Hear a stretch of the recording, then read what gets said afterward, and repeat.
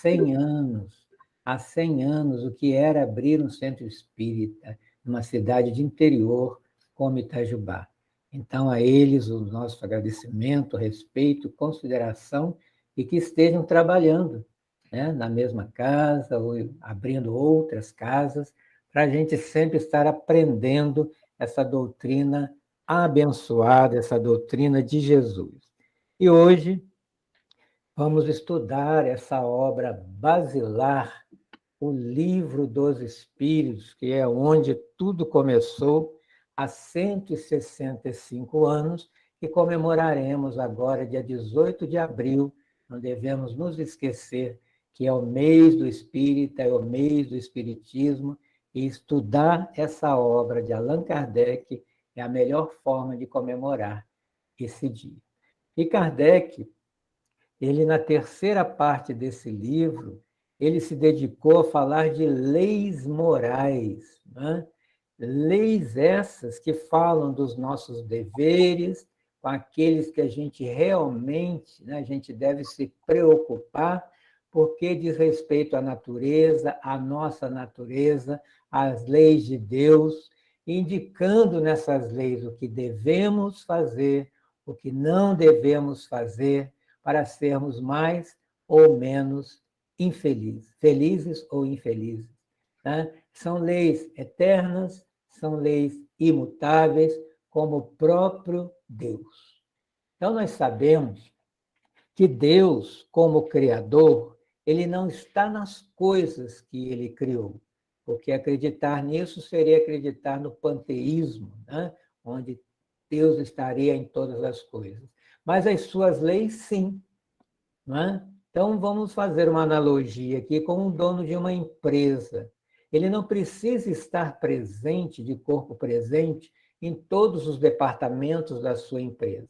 Mas ele cria, né, regimentos, regras, leis, para que os funcionários, seguindo essas leis, a empresa possa funcionar.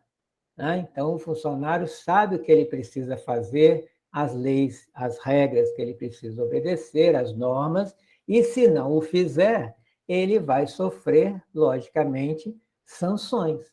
Quem burla lei sofre sanções. Aí lembramos de uma outra lei, da ação e reação, da causa e consequência. E lembrando, né, do livro da Bíblia, o seu primeiro livro, a Gênesis, né, o livro da criação, o Bereshit em hebraico, ele começa com a alegoria de um casal que representa, né, alegoricamente toda a humanidade, e em sua história vai estar desobedecendo uma lei. E as consequências nós já sabemos qual foi, né? Então, eles estavam em harmonia, vivendo tranquilamente, no que se chama paraíso. E, de repente, desrespeitando essa lei, eles perdem o paraíso. E serve para todos nós. Né? Desrespeitamos as leis, perdemos o paraíso, a tranquilidade, a harmonia, a paz. E, falando dessa lei, né, que Kardec colocou aqui, né, no instinto de conservação, todos os seres, né, seguem instintivamente essa lei da harmonia. Agora, o homem, que é um ser pensante, reflexivo, que deveria dar o exemplo, infelizmente, ou se omite, ou excede e não consegue manter o equilíbrio na obediência, no cumprimento dessas leis. E aí algumas pessoas podem dizer assim: mas se eu não conheço essas leis, eu também vou ser punido ou vou sofrer consequência de não estar cumprindo com essas leis? E aí, com esse pensamento, né, Kardec vai fazer a seguinte pergunta aí na questão 621. Onde está escrita a lei de Deus? Provavelmente, eu aqui, nas minhas ilações, Talvez Kardec estivesse esperando, né, os espíritos falarem, está lá nos Vedas, está lá na Torá, no Talmud, no Alcorão, no Antigo Testamento, nenhum desses livros. Eles dizem simplesmente na consciência. E parece que Kardec ficou meio surpreso, né, com essa resposta, ele já emenda uma outra. E se o homem traz, né, mesmo essa lei na consciência, qual a necessidade, então, de ser revelada? Aí a resposta é contundente, né? Ele a esquece e despreza. E Deus, querendo que ela fosse lembrada, né, traz aí a revelação para que se coloque nesse livro quais são essas leis. E fazendo uma outra analogia, não é diferente de um filho, né? Quando cresce, quando criança, nós damos todas as instruções, as orientações, colocamos na escola, educamos, falamos de ética, de tudo mais. Em adulto, nem todos seguem as orientações que receberam em casa, e é a mesma coisa que os espíritos estão respondendo, não é?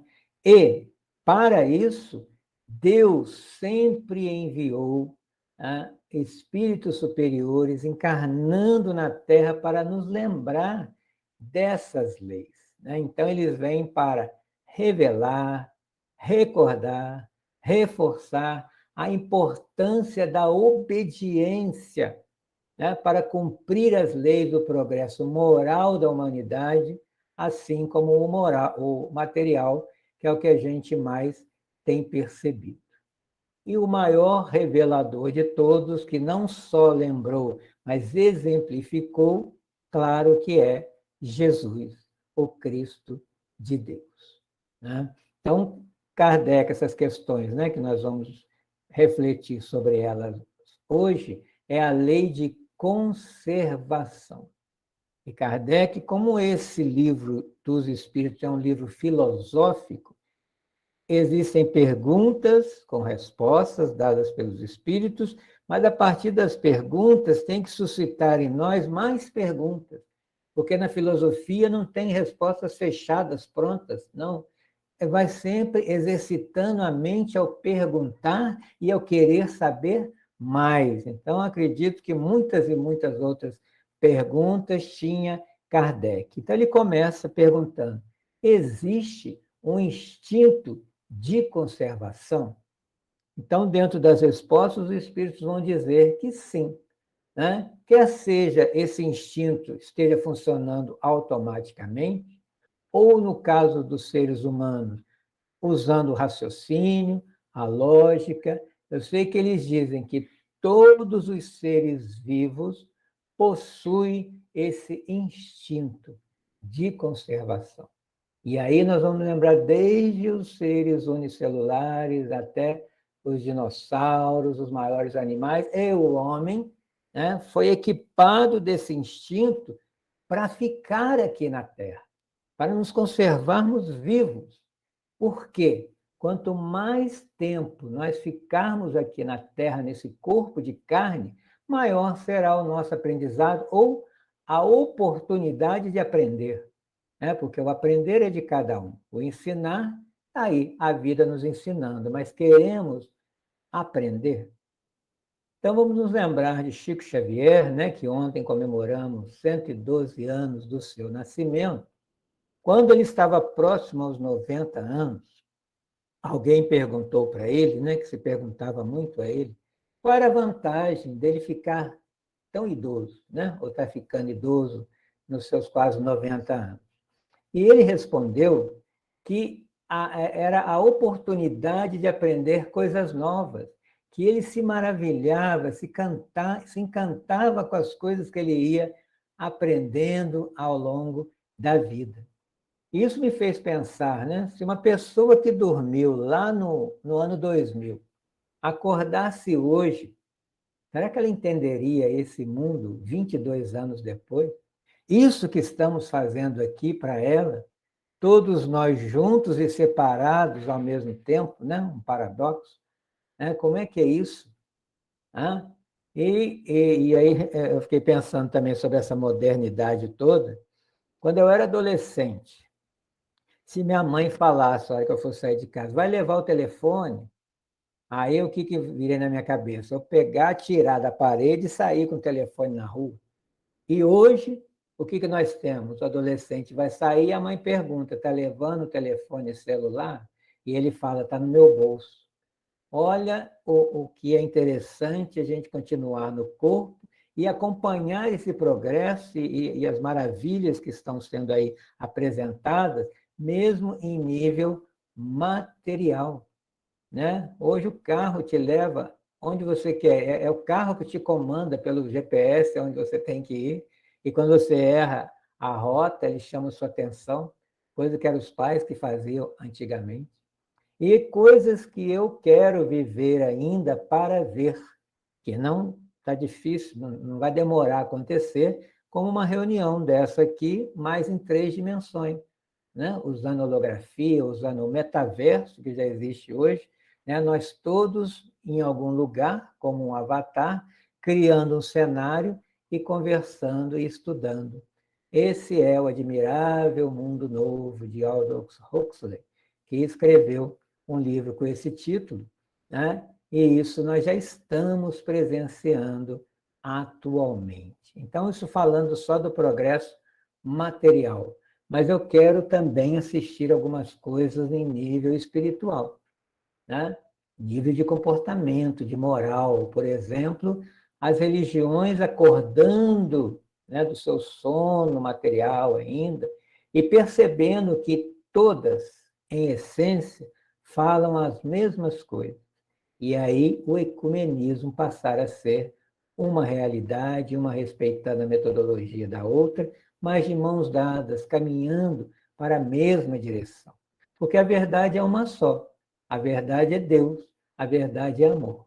Mas cada religião tem um recorte dessa verdade, né? A interpretação do que ela consegue entender dessa verdade. Só que falta a humildade de dizer a interpretação da nossa religião é essa. Não, a gente fala assim, a verdade está comigo, com essa religião. Aí não dá para conversar, né? As pessoas se entendendo, né, que uma não é dona da outra, que todas querem ter vez, voz, né? Que a matéria, o corpo físico é instrumento do espírito, que as pessoas percam o temor da morte, o temor de Deus, e que o mal deixe de ser predominante nesse mundo, né? E o bem seja um sonho de consumo. Aí já estamos entrando no mundo de regeneração. Então, são coisas que não são difíceis de acontecer, né? E aí, quando Kardec, né, vai conversar com os espíritos sobre a lei de conservação, ele, de forma muito inteligente, pergunta se essa lei da conservação é tão importante, como fazer isso? Que para tudo tem uma técnica, né? Qual é a técnica de se conservar nesse mundo? Então, a ciência já descobriu, né, alguns ramos da ciência, que o nosso planeta tem 4,5 bilhões de anos. A vida começa há 3 bilhões de anos. E nós, né, com os primeiros seres unicelulares, né, e nós, primatas humanos, menos de 200 anos. Então, somos caçula ainda. Mas o interessante disso, que antes de chegarmos, olha quanto tempo, bilhões de anos, preparando todo o cenário da Terra, que é lindo, né? Quem viu hoje o céu está estrelado, à tarde estava um céu azul muito bonito. Isso aí faz parte do cenário para nos receber para seres que sabem contemplar, que sabem admirar, né? Que está aqui para harmonizar com essa natureza. É como aquela mãe que arruma o quarto do filho com tudo que ele precisa, organiza, arruma a cama, coloca na despensa a comida que ele vai precisar, né? E, claro, o colinho de mãe também, que é o seu amor, né, para o seu filho. E qual é a função desse filho? Sair da cama, sair da frente de um computador e ir até a despensa, preparar sua comida, fazer o seu prato, arrumar a sua cama, é o trabalho dele. Nós somos esse filho, né? Com tudo arrumado, com tudo, a despensa é tudo que está na terra para nos alimentar.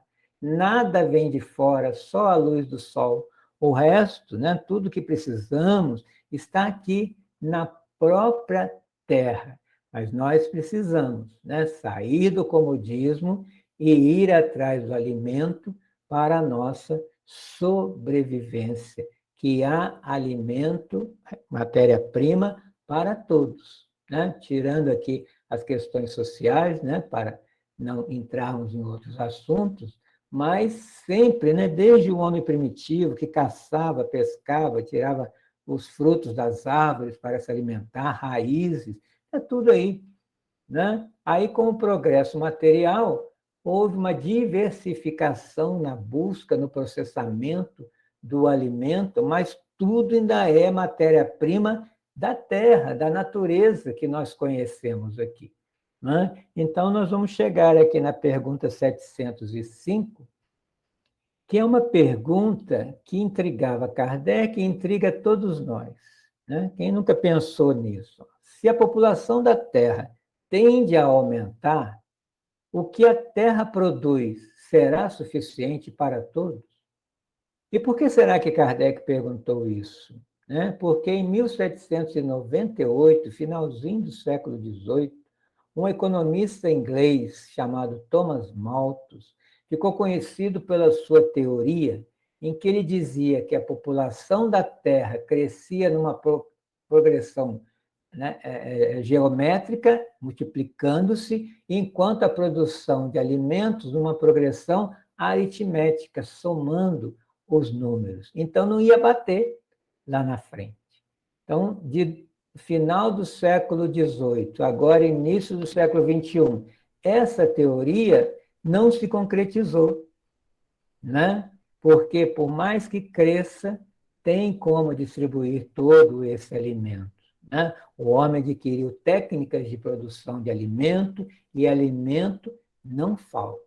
A questão da fome, como eu disse, é uma questão social, na maneira, né, da distribuição desse alimento, dessa nossa civilização que não olha para todos, né? Então, nós vamos ver que essa resposta de Kardec, dos espíritos da Kardec, né, é longa, mas faz pensar.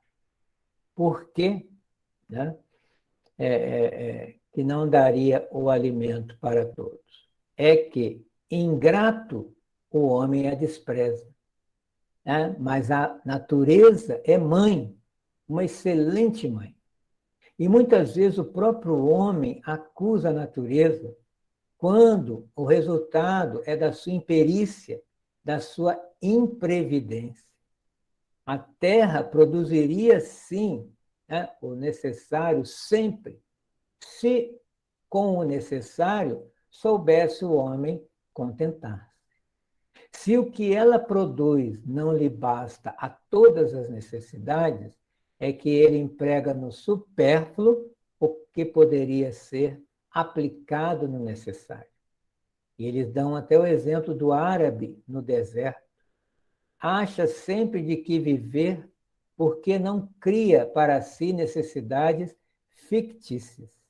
Desde que haja desperdiçado a metade dos produtos em satisfazer fantasias, que motivos tem um homem para se espantar de nada encontrar no dia seguinte e para se queixar de estar desprovido de tudo quando chega os dias da penúria?